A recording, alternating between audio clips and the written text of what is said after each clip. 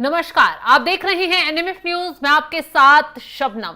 पाकिस्तान में सिंध प्रांत बुरी तरह जल रहा है। अभी गृह मंत्री के घर को वहां विद्रोहियों ने कब्जा कर लिया, उस पर धावा बोल दिया, आग लगा दी और बुरी तरह नारेबाजी की गई।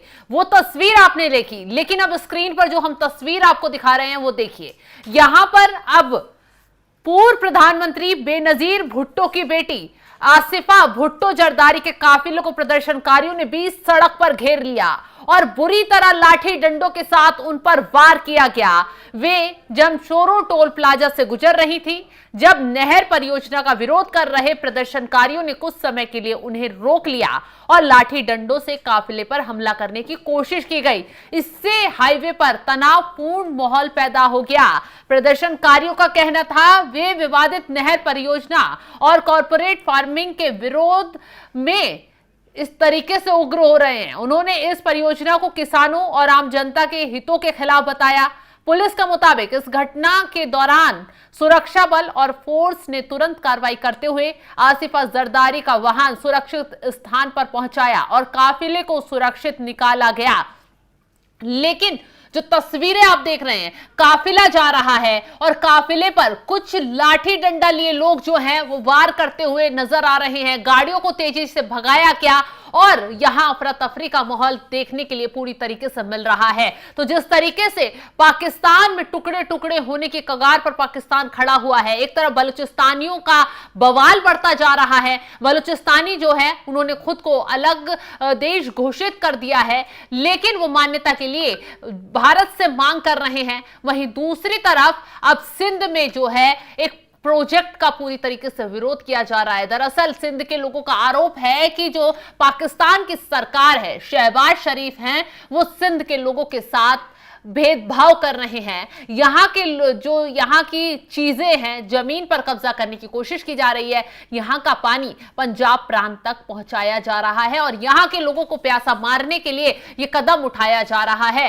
सिंध में लोग मरे जिए या कुछ भी करें, वो लगता है शहबाज शरीफ को उससे कोई फर्क नहीं पड़ता। वो यहाँ की जो जरूरी चीजें हैं, खनिज पदार्थ हो या पानी हो, जो भी सुविधाजनक चीजें हैं, वो यहां से उठाकर पंजाब ट्रांसफर करने की कोशिश कर रहे हैं। अब सिंध क्यों जल रहा है? क्यों सिंध के लोग गृह मंत्री के घर का घेराव करने पर उतर आए? जब वहां पर ये पहुंची आसिफा अली जरदारी, जब वहां पर पहुंची भुट्टो, जब उनके काफिले पर पथराव किया गया, घेराबंदी की गई, लाठीचार्ज किया गया, काफी बवाल देखने के लिए मिला। इसका सिर्फ एक कारण है, वो है सिंध में बनाए जा रहे 6 नए नहर और कॉरपोरेट फार्मिंग प्रोजेक्ट। स्थानीय लोगों को डर है कि इससे उनके जल स्रोत खत्म हो जाएंगे, जमीनें छिन जाएंगी और बाहर की कंपनियां उनकी जमीनों पर कब्जा कर लेंगी।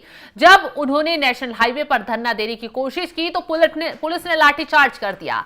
बस फिर क्या था, माहौल भड़क गया, गाड़ियों को आग लगा दी गई, एक ऑयल टैंकर जला दिया गया, ट्रकों को लूटा गया।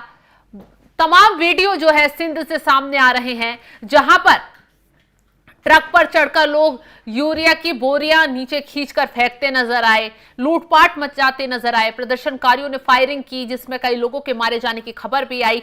काफी बवाल सिंध में मचा हुआ है। एक तरफ भारत से मिले जख्म जो है पाकिस्तान भर नहीं पा रहा। पाकिस्तान में तबाही जगह जगह हो रही है क्योंकि उसके एयरबेस गड्ढों में तब्दील किए गए हैं। जो उसके आतंकी थे उन्हें मिट्टी में मिला दिया गया, आतंकी ठिकानों को नस्तनाबूद कर दिया गया। उन जख्मों को अभी तक भर नहीं पाया पाकिस्तान और अपने ही घर में विद्रोहियों से घिर गया, बवालियों से घिर गया। शहबाज शरीफ और असीम मुनीर तो छुपे छुपे घूम रहे हैं क्योंकि सिंध के लोग कब किसे निशाना बना ले कुछ कहा नहीं जा सकता।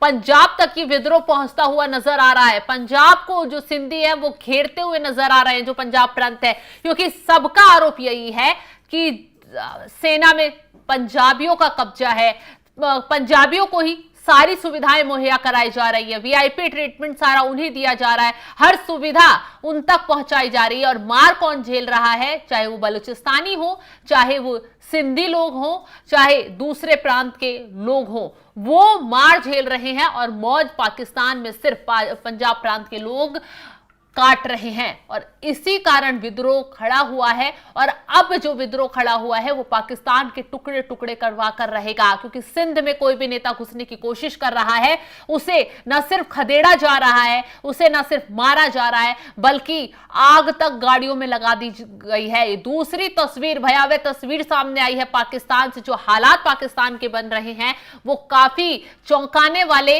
और दुनिया में पाकिस्तान की किरकिरी करवाने वाले हैं। एक तरफ पाकिस्तान जो है वो IMF से कर्ज के लिए तमाम तरीके की गुहार लगा रहा है, लेकिन दूसरी तरफ जो IMF की तरफ से शर्तें लागू की गई हैं उस पर एक पर भी खरा उतरता नजर नहीं आ रहा। अब इसी बीच एक और बड़ी खबर सामने आई है। बड़ी खबर है बलूचिस्तान से, जहां बलूचिस्तानियों ने पाक आर्मियों को टारगेट कर फिर से बड़ा धमाका कर दिया है। और खबर यह है कि कई जो पाकिस्तानी आर्मी के जवान हैं वो मारे गए हैं। तो इस वक्त पाकिस्तान में हाहाकार मचा हुआ है और अगर यही हालात रहे तो पाकिस्तान में तबाही मचती रही तो कब तख्ता पलट हो जाएगा ये शहबाज शरीफ खुद समझ में नहीं कर पाएंगे, क्योंकि उन्हीं की वजह से पाकिस्तान जो है बर्बादी की कगार पर खड़ा है। सिंध के लोगों का साफ कहना है कि जो सिंध नदी है उस पर 6 नहरें निकालकर जो प्रोजेक्ट बनाने की तैयारी चल रही है उससे को खतरा पैदा हो जाएगा। उनकी जमीनों को ना सिर्फ छीना जाएगा, उनके पानी को भी यहां से छीन लिया जाएगा, डाइवर्ट कर उन्हें तबाह कर दिया जाएगा। यही वजह है कि सिंधी जो है आर पार की लड़ाई में कूद गए हैं, मारो या मरो का अब उन्होंने पूरा ठान लिया है। यही वजह है जैसे ही अब वहां पर जो है बेनजीर भुट्टो की बेटी आसिफा भुट्टो जरदारी का काफिला पहुंचा, प्रदर्शनकारियों ने उन्हें घेर लिया और बुरी तरह उन पर लाठी डंडे लेकर टूट पड़े।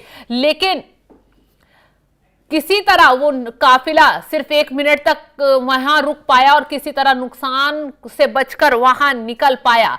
कहीं भी कानून व्यवस्था भंग होती है तो पुलिस उचित कार्रवाई करती है, ऐसा अब वहां की पुलिस के द्वारा कहा जा रहा है। लेकिन जो हालात दिखाई दे रहे हैं ना वहां सेना कंट्रोल कर पा रही है ना पुलिस कंट्रोल कर पा रही है, स्थिति लगातार बिगड़ती जा रही है। फिलहाल ये जो मामला है बताया जा रहा है सिंध में बिलावल भुट्टो का प्रभाव ज्यादा है और अब कहा जा रहा है कि बिलावल भुट्टो के खिलाफ ही लोग सड़कों पर उतर चुके हैं। बिलावल भुट्टो को वहां से रास्ते से हटाने की पूरी प्लानिंग की गई है और इस साजिश के पीछे कहा जा रहा है कि कोई और नहीं बल्कि जो फील्ड मार्शल बने हैं असीम मुनीर हैं। दरअसल इसके पीछे की कहानी बहुत दिलचस्प है। बात यह है कि बिलावल भुट्टो के परिवार के जितने भी लोगों को उठाकर देखेंगे, जब उनका वर्चस्व बढ़ता गया, सब चीजें बढ़ती गई, तो उन्हें कैसे मरवाया गया, कैसे उन्हें गोलियां किसी पर चलवाई गई, किसी को फांसी हुई। और इसी तरीके से बिलावल भुट्टो का वर्चस्व जो है वो सिंध इलाके में काफी बढ़ रहा है। तो ऐसे में ये साजिशन जो है असीम मुनीर पूरे खेल को बिछा रहा है, किसी तरह लोगों को उकसा रहा है और लोग उकसेंगे तो जाहिर सी बात है उस इलाके के नेता को ही निशाना बनाएंगे। और ऐसा ही हुआ है बिलावल भुट्टो के साथ, उनकी बहन को अब निशाना बनाया गया। तो जिस तरीके से भयावह तस्वीरें हमने आपको दिखाई उसको लेकर आपका क्या है कहना, कमेंट कर अपनी राय जरूर बताएं और तमाम खबरों की जानकारी के लिए आप हमारे साथ जुड़े रहें। नमस्कार।